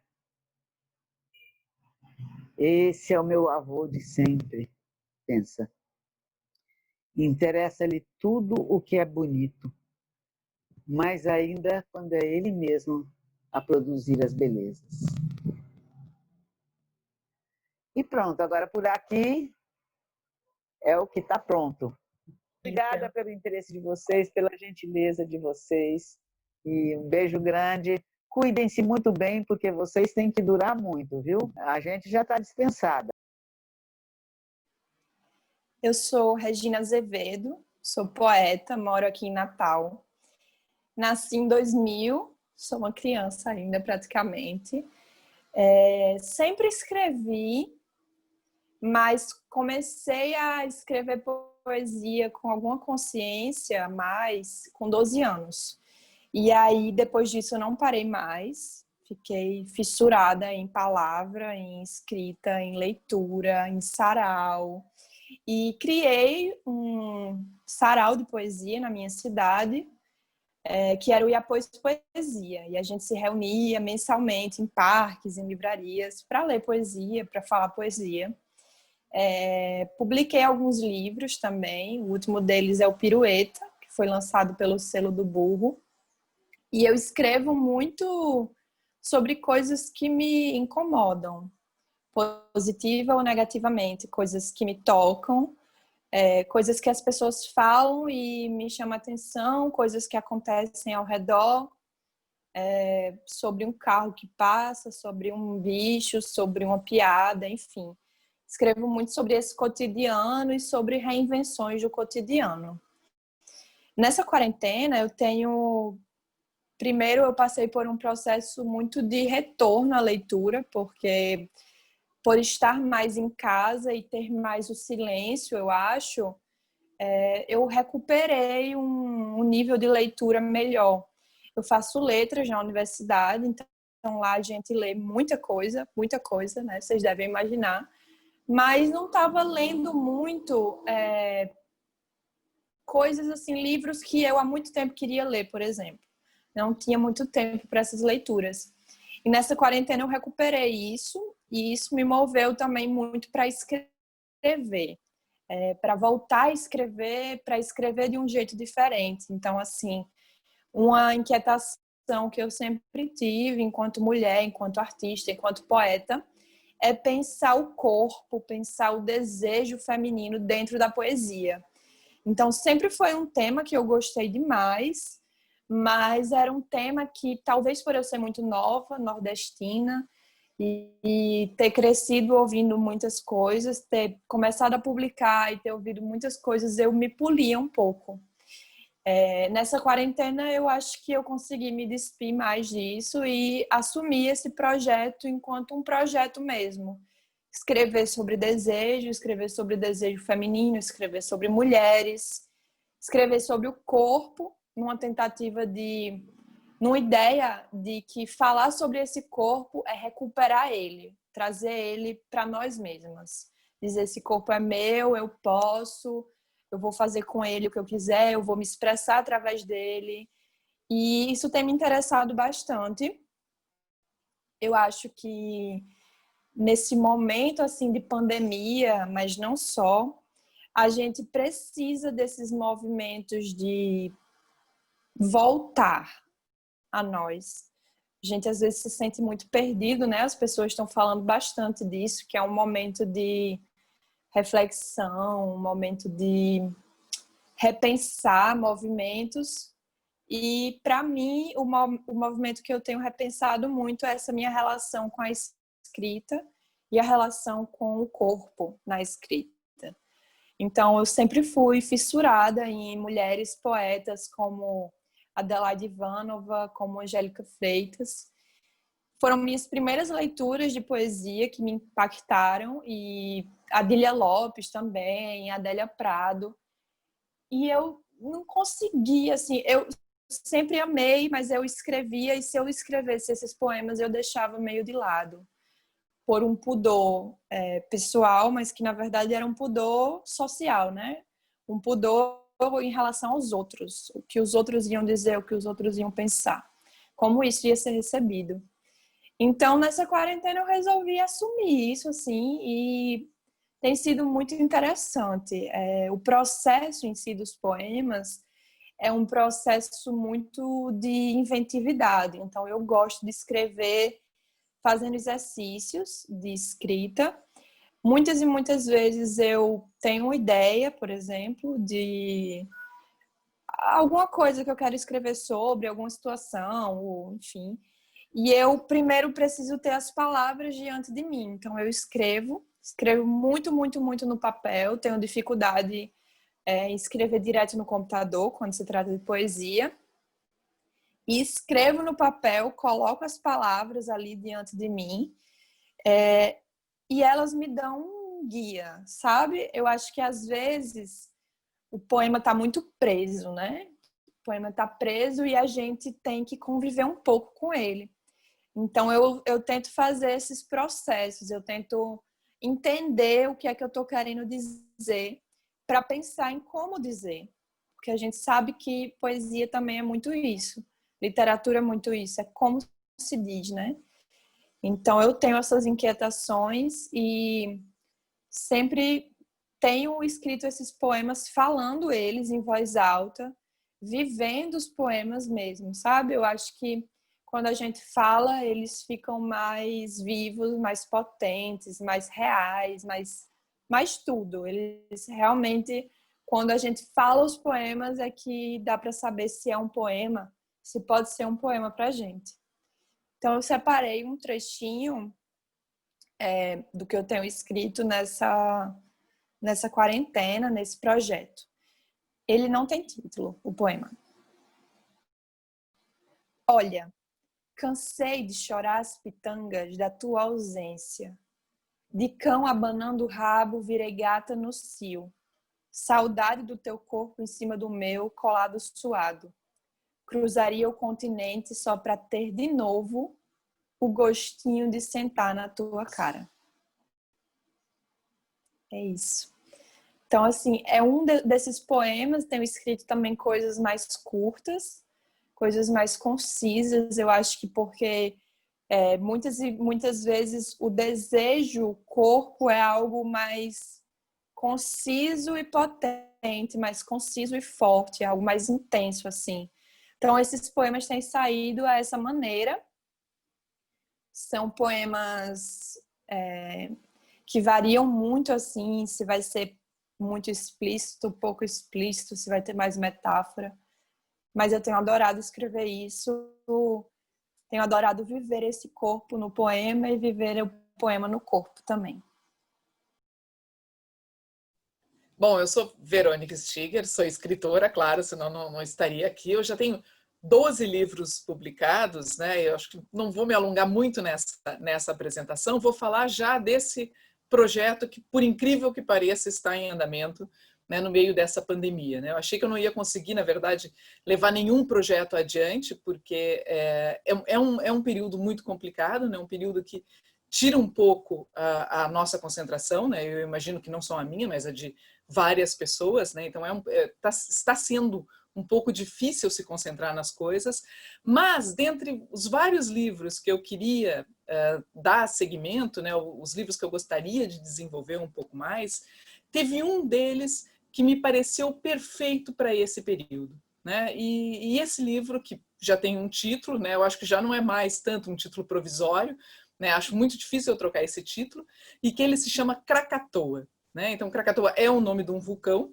né? De um vulcão que explodiu em 1883 na Indonésia, né? Então teve uma grande explosão, é a segunda maior erupção do mundo, é a desse vulcão, o Krakatoa. Né? E, claro, foi tão forte, tão violenta, que ele desaparece, né? E no lugar dele, anos depois, nasce um vulcão menor chamado Anak Krakatoa. Né? Então, por que o nome desse vulcão? Né? Na verdade, é um livro em que ele começou, a ideia para começar a fazer um livro a respeito disso surgiu de uma viagem que eu fiz à Indonésia em 2017, uma viagem a convite do Hugo Lorenzetti Neto, para participar de alguns festivais literários, né? Então, ou seja, foi uma viagem que levou para esse outro lado do mundo, né? Eu acho que eu nunca tinha viajado para um lugar tão distante, né? E eu me lembro muito claramente que eu não queria fazer essa viagem, que ela estava no meio de várias viagens, era uma época que a gente ainda podia viajar, né? Estava no meio de vários outros deslocamentos e eu não queria ir, eu ia ir sozinha ainda mais. Claro, ia chegar lá, ia me encontrar com o Hugo, ia me encontrar com o Vitor Heringer, que estava lá, né? E mais outras pessoas. Mas mesmo assim, eu me lembro que era uma viagem que eu estava meio assim. Mas então, quando eu comecei a ir, eu pensei, puxa, eu vou fazer um diário dessa viagem, né? Então, eu tentei fazer esse diário do que aconteceu, do que é esse contato com esse país que, a princípio, pelo menos para mim, parecia tão diferente do meu, né? E eu comecei a escrever isso em posts no Facebook, né? Então, eu tive essa tentativa de um diário que, na verdade, foi um diário que não desenvolveu, porque, claro, chega na viagem, acontece muita coisa, tem muita coisa acontecendo, etc. e tal. Eu não consegui levar adiante esse diário, né? E aí eu meio que abandonei a ideia e pensei, não vou fazer esse livro, né? Mas aí, depois dessa viagem, coisas aconteceram, né? Em decorrência dessa, não sei se em decorrência dessa viagem, mas alguns meses depois, me fizeram voltar e me fizeram sempre pensar o que aconteceu, o que será que aconteceu na Indonésia, né? E aí eu comecei a voltar para lá, a voltar para a Indonésia, né? E aí, juntando a essa viagem que eu fiz, eu comecei também a pensar nos vulcões, né? Que era uma coisa que começava também a me interessar, e por uma razão muito simples, quando nós fomos para a Indonésia, a Indonésia é um dos países que tem o maior número de vulcões, e um deles, o Monte Agung, estava na iminência de entrar em erupção, que poderia acabar com o festival literário, né, do qual eu participaria. E aí, então, em função disso e de ficar pensando o que será que tem que levar, tinha que levar um monte de coisa, tinha que levar inclusive máscaras, que hoje eu sei que máscaras são. A tal da máscara N95, porque lá ia ser difícil de comprar, e depois se o vulcão entrasse em erupção, aquilo lá ia ser preciso usar, etc., né? E eu me lembro que comecei também, em função disso, a me interessar por vulcões, né? Então, foi um livro que, no fim das contas, né, é um livro que me fez pensar muito nessa viagem, né? Ainda mais que, e acho que principalmente porque alguns meses depois, né, o Vitor Heringer morre, né? E aí me faz voltar àqueles momentos anteriores onde eu conheci ele, mais pessoalmente, digamos assim, né? Então, é um livro em síntese, é um livro que é sobre a Indonésia, né? Ele passa por essa viagem, mas ele passa também pelos vulcões, ele passa pelos terremotos e ele passa pelos fantasmas, né? Então, é um livro, de uma certa forma, atravessado por fantasmas, né? E fantasmas também, a Indonésia tem muitos fantasmas, né? Mas fantasmas também no sentido de que, em função de eu começar, que é um dos trechos, aliás, que eu separei e vou ler para vocês, um dos primeiros trechos que eu já escrevi, num desses primeiros trechos eu disse que eu quero fazer esse diário, e porque eu tinha um diário quando pequena, etc. e tal, né? Eu me lembrava de ter um diário de capa, né, vermelha, parará. Então, nessa pandemia, eu fui atrás para ver se eu encontrava o diário e achei, né? Esse era o meu diário de pequena. Né? Então, de uma certa forma, eu também voltei a esse diário. Né? Então, eu voltei a esse diário, a esse meu diário de pequena, que eu acho que eu não abria há muito tempo, há anos e anos e anos, né? Nem lembrava direito o que eu escreveria, o que eu deixei de escrever. Então, voltar, reencontrar com esse eu, né? Ou seja, esse eu que é eu, né? Esse eu que escrevia nesse diário, que é eu, mas ao mesmo tempo já é um eu que não é mais eu, né? Então, ou seja, tem uma distância em relação a esse eu. Então, é como se também esse passado voltasse como fantasma, né? Então, em síntese, por que eu consegui, no fim das contas, eu achei que eu conseguia desenvolver esse livro, que está em andamento ali, ainda é um livro em colagens, né? Por que eu conseguia desenvolver ele na pandemia? Me parece que é justamente porque ele é um livro de arquivo, né? Quando eu decidi sentar para fazer, eu notei que era um livro que eu já tinha escrito, era uma questão de organizar. Eu tinha que pegar os fragmentos que eu já tinha feito, eu tinha que pegar os meus fragmentos do diário, eu tinha que juntar com uma ou outra observação que eu tinha feito aqui e ali, né? Então, ou seja, eu notei que é um livro que se dava por esses fragmentos, né? Então, ele é um livro que eu ainda não sei definir que gênero ele é, né? Talvez ele se encaixe no romance, mas, né, não saberia dizer que gênero muito bem é. Então eu separei alguns desses trechos, não sei se a montagem final vai ser essa, né, mas eu separei alguns trechos para ler agora para vocês, né? Eu vou ler na tela, né? Então por isso essa minha cara meio esquisita, olhando sem saber direito para onde, né? Então ele se chama Krakatoa. Não queria ir para a Indonésia, pelo menos não naquele ano. 17 de outubro de 2017, aeroporto de Guarulhos, 2 horas da madrugada. Quando pequena, ganhei de uma amiga como presente de aniversário um diário vermelho, de capa paradoxalmente dura e fofa, que fechava com um cadeado, liberado apenas com a chave correspondente. Parecia um diário antigo, que havia sido guardado ou esquecido numa gaveta do armário. Suas páginas tinham um amarelado por meio do qual o tempo às vezes se dá a ver. Se antigo, porém, era virgem, como algumas freiras de mais idade que fizeram na juventude voto de castidade, se é que estas freiras, como as coincidências, de fato existem. Gostava de pensar que ele talvez um dia houvesse sido descoberto ou redescoberto para ser meu. E isso era uma alegria e uma desgraça. Que escrever em algo que na minha imaginação havia sido destinado para mim? Como eu conversaria com ele? Como eu o trataria?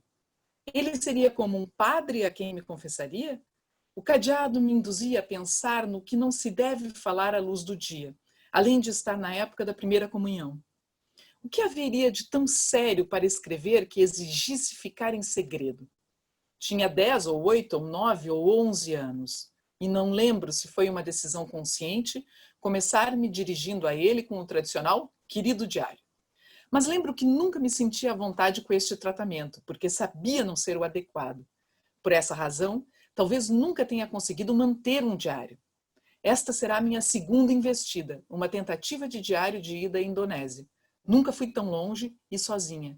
Nas redes sociais, parece-me, um diário faz todo sentido. Está aí, nu e sem cadeado, a quem interessar possa.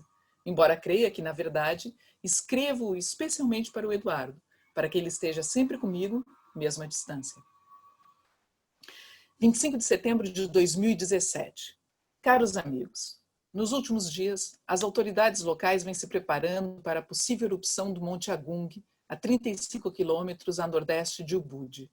Não há risco iminente às áreas fora do raio de 12 quilômetros do vulcão, e a comunidade balinesa está se empenhando em dar um incrível apoio às pessoas nas áreas afetadas, que já foram evacuadas com segurança.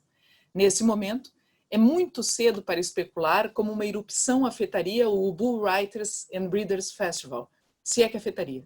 Atualizaremos todos os participantes em caso de mudança das circunstâncias. Mas por agora, há um mês do festival, estamos trabalhando para dar continuidade ao evento.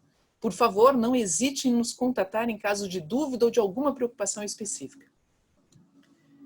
11 de abril de 2020. Nesta madrugada, entrou em erupção o vulcão Anak Krakatoa, que surgiu em 1927 no lugar onde antes ficava o Krakatoa. Anak, em indonésio, significa criança, filho. A explosão foi ouvida em Jakarta, a 150 quilômetros de distância, e as cinzas foram lançadas a 500 metros de altura. Há risco de tsunami. Nas redes sociais, o evento está sendo visto como mais um indício do fim do mundo, depois da ameaça de Terceira Guerra Mundial em janeiro, do novo coronavírus se espalhando pelo mundo em fevereiro, do registro de estranhos barulhos no céu em março. Rio de Janeiro, 7 de fevereiro de 1884. Gazeta da Tarde, a catástrofe de Java. Krakatoa era um vulcão, mas os habitantes destas duas grandes ilhas vizinhas não lhe ligavam importância, da mesma forma que os habitantes da Sicília ou da Calábria não se importavam com o Stromboli e outros vulcões das ilhas Lipari. Entretanto, a 26 de agosto, às 5 horas da noite, percebia-se que o Krakatoa trabalhava terrivelmente nas suas cavernas ardentes. Não é verdade que eu nunca tenha mantido um diário. Além daquele vermelho de capa paradoxalmente duro e mole, encontrei, em meus armários, mais 2 outros cadernos que usava com essa finalidade. Porto Alegre, 26 de outubro de 1983. Quarta-feira. Querido diário, faz tanto tempo que eu não conto coisas a você, não é? Há 10 dias eu fiz a primeira comunhão. Eu estava linda. Meu vestido era de organza e parecia que ele tinha 2 saias. Foi um dia muito feliz para mim. Agora vou te deixar, diário, porque eu tenho que arrumar o meu armário. 18 de outubro de 2017. Voo QR 774. 1h58 da madrugada, horário de Brasília. Para sua segurança, permaneça sentado com o cinto de segurança fivelado enquanto rezar a bordo. Em fevereiro de 2004, os físicos Donald W. Olson e Russell L. Desher e a catedrática de inglês Marilyn S. Olson sugeriram que as cores de fundo do célebre O Grito do artista norueguês Edvard Munch foram influenciadas pelas alterações climáticas provocadas pela grande erupção do vulcão Krakatoa em 27 de agosto de 1883. O horizonte de fogo do quadro de Munch, em que o céu parece estar sendo lambido por labaredas vermelho-alaranjadas, poderia muito bem corresponder aos relatos da época das auroras e dos crepúsculos afetados pelas cinzas do Krakatoa. No entanto, se a hipótese procede, a pintura não foi realizada no calor da hora, mas 10 anos depois, em 1893. Esse dado não passou despercebido pelos cientistas, que lançaram mão de passagens do Diário de Munch e de outros escritos do artista, a fim de demonstrar que os primeiros esboços para a obra datam de por volta de 1884, 1885.